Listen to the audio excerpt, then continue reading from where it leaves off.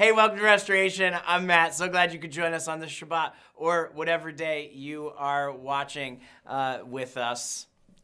We are encouraging people to give to Firm's emergency fund in Israel. You can use this website and give. We have been able to give some gifts as a congregation and encourage people to give individually as well. We are in a four-part series called The Four Promises. And the four promises are the four promises, core promises that God makes to the Jewish people while they are still slaves in Egypt. And since the first century, right before Yeshua, Judaism has celebrated these promises during the Passover as the four cups of wine. They come from four I will statements that are found in Exodus chapter 6, verses 6 and 7. Therefore, say to the sons of Israel, I am the Lord, and I will bring you out from under the burdens of the Egyptians. I will deliver you from their bondage, and I will redeem you with an outstretched arm and with great judgments. I will take you to myself as a people, and I will be your God, and you will know that I am Adonai your God, who brought you out from under the burdens of the Egyptians. The way we express these four promises at Restoration is we want people, both Jews and Gentiles, to know God, find community, discover identity, and make a difference. Last week, we talked about the importance of knowing God. You never stop knowing God over the course of your life. The more you learn, the more you read, the more you realize that there is so much more to know. And you can never exhaustively know God. And that is what's so amazing about God. And part of knowing God is what we're going to talk about today, which is everyone needs to find community. What we're trying to do at Restoration is take ancient wisdom and package it in what speaks into this modern world. To speak into all the identity confusion that is found all throughout our world among believers, followers of Jesus, and people who do not follow Jesus. And so at Restoration, we help people discover who Jesus really is so that they can find a hope-filled identity in him. When we use the word people at Restoration, we mean Jew and Gentile because those are the two parts of people that God created in the scriptures. And speaking of people, our mission at Restoration is to lead people to become fully devoted followers of Yeshua. Last week, I introduced this idea, kind of condensing of our 6 core values into 3, and that we as individuals and as a community need to learn how to act. We want to become people that are authentic and charitable and teachable. We are that at Restoration. And anyone who comes to Restoration, we encourage to be these 3 things. As a refresher from last week, authentic is something real or true. It's what people say it is. It's real or genuine, not copied or false. Charitable is full of love for others and goodwill towards others, or it's merciful and kind in the judgment of others. To be teachable is to be capable of being instructed as a person. And those 3 things help us know how to act. That people who are part of Restoration or connected to Restoration are authentic, charitable, and teachable. Of course, like many things, you cannot do these things alone. God created people to be in relationship with him and also with other human beings. And as one is knowing God, you need community that knows God and is working to be more like him. You need to find community. Listen, every one of us, all of you, you were not made to be alone. You were made for relationship. You were made for a people. The people of God, to be a part of something bigger than yourself. A congregation, any congregation, is supposed to be a place where people assemble to worship God. It's really important to gather where you live. The internet is great and helpful and good, but it cannot replace living real life with real people in a community. So while we're grateful that people watch online and connect with us online, our encouragement to you is to be part of a local community in your area. All the words synagogue and church, they both come from words in Hebrew and in Greek that mean would translate into English as assembly. It's the assembly of people. It's a congregation. It's the people. It's a people that gather together. And the design of religious community is to be a safe place for people to work out their faith in God, which is why what we hope to do and are working to do at Restoration is create safe places where relationships form and people know that they are loved and valued no matter what they're struggling with. It's why we have Shabbat gatherings on Saturday mornings in Seattle. It's why we have gatherings for the holidays. It's why we have worship gatherings and why we have connect groups during the week. Real relationships with real people. Last week we talked about the word kadosh, which is often translated holy, but better means completely other. That God has made many things to be completely other by separating them out from something else. So God separated Shabbat from the other 6 days. He separated Israel from the nations, from the Gentiles. We talked about this last week. If you missed last week's message, know God. He separated Levi from the other 11 tribes of Israel. God did not separate these things for the sake of separation. He uses something that is completely other, kadosh, people. He uses completely other people to reach other people and lead them to be completely other. It's fun for me because it starts, like many things, it starts on page 1 of the Bible, Genesis chapter 1, with a very important and simple word. And that word is tov, which just means good. God calls things good in his universe and within his creation. The first thing is Genesis 1 and verse 4. It says, God saw that the light was good, and he separated the light from the darkness. The light is called tov. It's called good. He commanded light to separate from the darkness. And with each separation in creation, he calls these separations good. God separates, the next thing is he separates the water from the dry ground in Genesis 1 and verse 10. And it says that God called the dry ground land and gathered water he called seas, and God saw that it was good. It's Ve'era Elohim ki tov. God saw that it was good. And 5 times in Genesis chapter 1, 4 more times after this verse, the same phrase is used in the narrative of creation. God does something, he separates something from something else, and then he says, it was good. And then he sums up all that he did at the end of the 6th day. And it says in Genesis 1 and verse 31, that God saw everything that he made, and behold, it was very good. So there was evening and there was morning, the 6th day. Now, tov is good. Very good is tov meod. Everything God made is not just good when he looks over everything he's made in 6 days. He says it's tov meod. It's very good. Not just good. Tov meod. Very good. Then he separates the 7th day from the rest of the days, and he calls it kadosh. He calls it holy.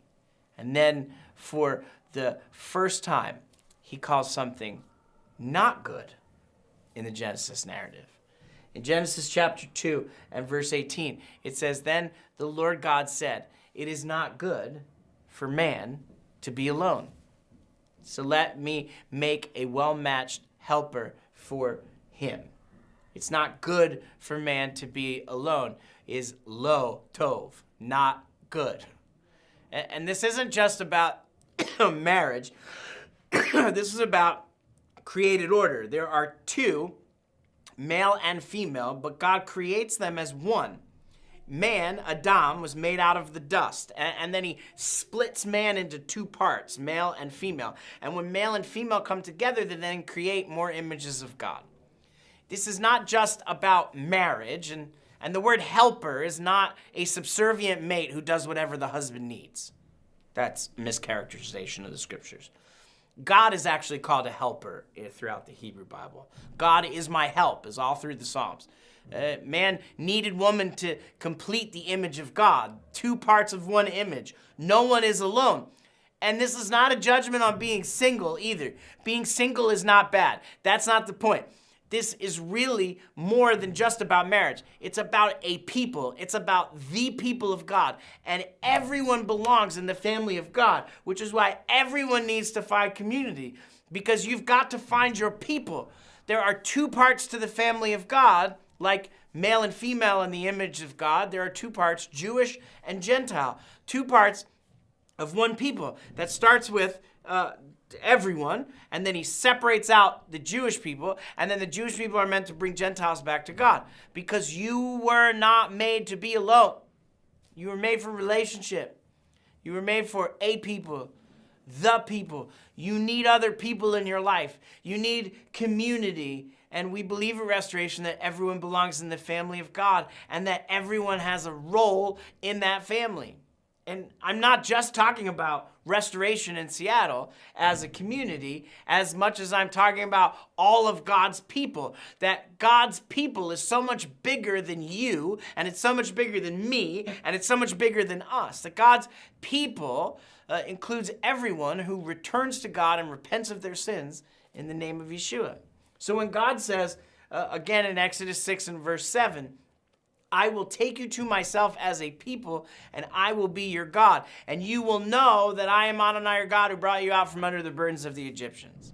Those words, I will take and I will be your God, are the same words that are used to describe marriage and adoption all throughout the Hebrew Scriptures. It's intentional because it shows God as a groom and the people of Israel as his bride, which plays out in many passages of the Torah and the prophets, because it's really all about the people and a community. And family is a community, and community is meant to extend beyond your physical family, because everyone belongs in the family of God, and by definition, being a part of the people of God means we were set free from slavery. Not just you or me, but we were set free together.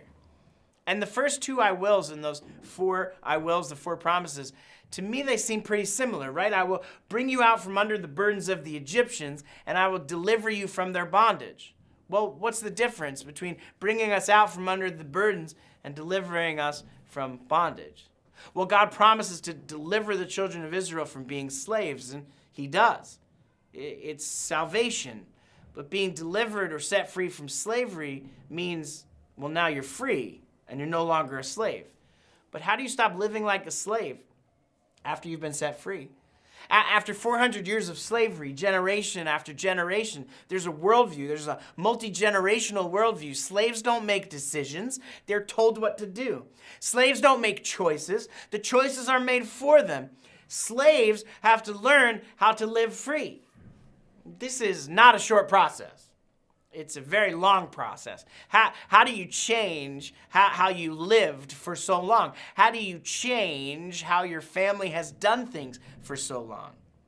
Because it's very possible that you could be set free spiritually and living for God, but still be bound with chains and acting like a slave. See, God brought Israel out of Egypt, but Israel had to be taken out of, but Egypt had to be taken out of Israel. Many of us who are saved, followers of Yeshua, are still plagued with habits and addictions and attitudes, and we need this second cup in the four cups. We need this cup of deliverance, and it's for everyone who's still struggling with sin. It's for people whose past keeps limiting their future, and it's not a cup you're supposed to drink alone.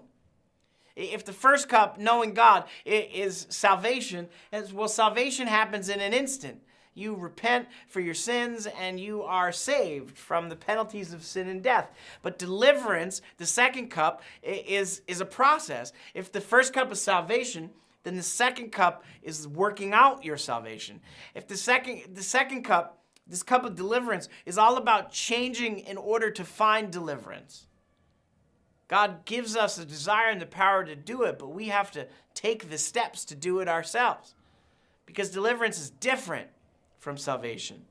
Pastor Chris Hodges says it this way. He says, salvation takes care of our eternity, but deliverance determines our quality of life while still on earth. Freedom, deliverance starts with salvation. It's the first cup, but once we're set free, then we can tend to the wounds from slavery.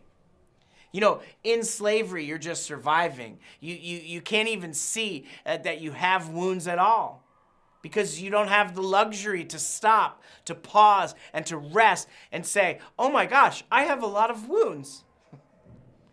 But deliverance means healing from the wounds of sin.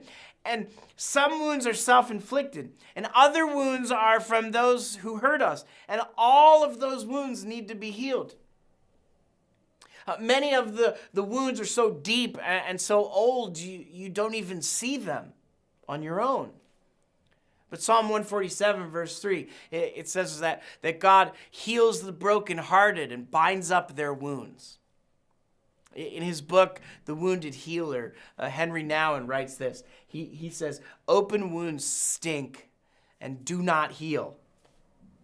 See, to bind wounds means to wrap the wounds in bandages. And Yeshua takes our open wounds and he wraps them. And when the wrapping fills with blood, he takes it off and he binds it again with a fresh bandage. He can't wrap a wound that you don't recognize as an open wound. Healing takes time, and healing takes binding and rebinding, and he will heal because he's our great healer. But you have to sit still long enough so he can wrap the wounds and unwrap them and rewrap them. But here's what's true for so many of us. The pain of the past limits your future. But awareness of that pain leads to healing. And healing your pain opens your future. That's why the Passover tradition from the first century for the second cup is that the second cup actually changes its name. In the Passover, it starts as, it's called the cup of plagues. It's when we remember the 10 plagues in Egypt that preceded our freedom. And then following the plagues, the cup has a new name. It's now called the cup of deliverance, or the rabbis say it this way, that the second cup begins with disgrace, the plagues, and concludes with glory, deliverance. The truth is, you can't heal yourself, but you can participate in your own healing. And all of us need to be led through freedom and healing. It's not something we can just do on our own. Henry Nouwen, again, in The Wounded Healer, he writes this. He says, community arises where the sharing of pain takes place, not as a stifling form of self-complaint, but as a recognition of God's saving promises. It's in connection to others where we find freedom. You need other people who love God and love you. Not all people. You need the right people, which isn't everybody. You need real, godly, loving, caring people who cry with you and laugh with you, people who encourage you and correct you, people who build you up and help you remember God's promises. And God, if he hasn't already, is willing to give you those people in your life who love him and love you. And that's what community is actually for. And that's why it's so important for people to find community. It's a process. It doesn't happen in an instant. And there's so much grace along the way. And my encouragement to you is don't give up. Get set free. Learn to live like you're free. Find community wherever you are. Find local community. Watching sermons online and listening to worship, it's all great. It's all things you should do. But finding a community to live life with people is in your area is incredibly important. And here's a few things you can do that will help you learn to live like you're free. The first is you have to acknowledge your wounds. You cannot allow God to heal you if you're convinced that there's nothing to heal. God cannot deliver you if you don't think you need deliverance. You have to acknowledge that you need freedom from things that are keeping you from healing and growing. You have to acknowledge your wounds. Second, you have to ask for help. So many people have helped me move from broken, fragile, and wounded to healed, delivered, and free. My wife and my kids and my counselor and my closest friends and my mentors and pastors and rabbis. I could not do it by myself, and I've had to learn over the last 4 years to let others in and learn to be vulnerable, which is painful. And you gotta ask help from the right people, not all people. Some people can't help because they haven't let their own wounds heal. The third thing you can do is kind of a buzzword, and it's practice self-care. But you cannot help others if you do not tend to your own wounds.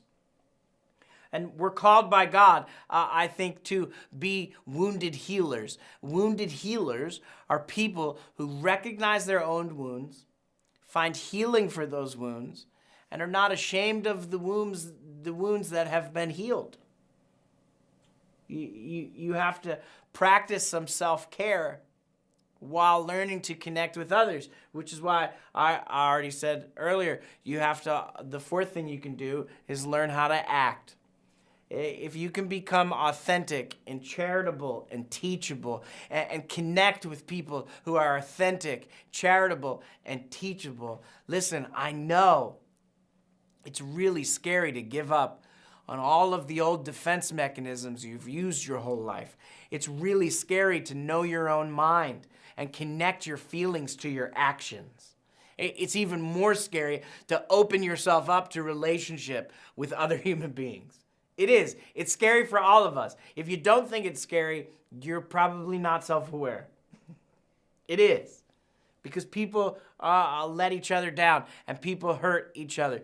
But you also, the fifth thing you can do in living out your freedom is you got to show up and participate somewhere. Like at Restoration, we have Shabbat gatherings and holiday gatherings, worship gatherings. We have connect groups in different parts of the year where people can connect with each other during the week. You have to have real relationship with real people. And part of showing up and participating is you invite people to come with you. You share messages on social media, like the sermons on social media. You commit to living life with other wounded people, but wounded people who are in the process of healing, not just people who stay in their wounds. You were not made to be alone. You were made for relationship. You were made for a people. You were made for the people of God. And it's very painful to heal your wounds. And it's very painful to learn how to be authentic and charitable and teachable. It's very painful to face the things, the trauma and the history and the pain of all the things in your past and understand how they affect the present without shame and condemnation so that you can have a better future in the people around you. But when you're able to do all those things, do you know what God calls it? He calls it Tov Meod. He calls it very good. It is so very good to be set free from bondage.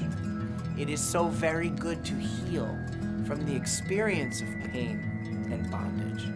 It is so very good. It is Tov Meod to find community, real, life-giving, completely other healing community. And when we do the work of helping others we do the work for ourselves, we can help others find the healing that God has destined for them.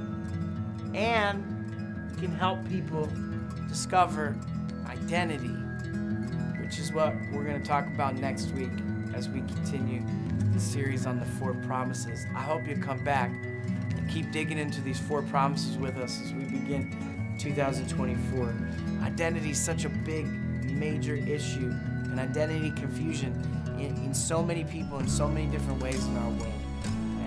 And it's something that we can find and discover in relationship to the God who designed us, formed us in our mother's womb. So I hope you come back next week as we talk about identity, it's the third promise of these 4 promises. I love you guys, and